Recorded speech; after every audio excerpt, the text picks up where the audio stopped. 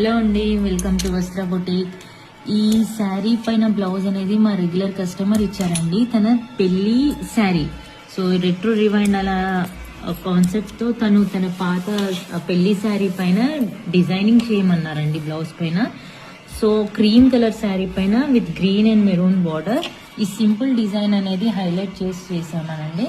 So మనకి ఇక్కడ overall బుట్టీస్ కూడా వస్తాయి. సో ఆఫ్టర్ స్టిచ్చింగ్ చాలా బాగుంటుంది.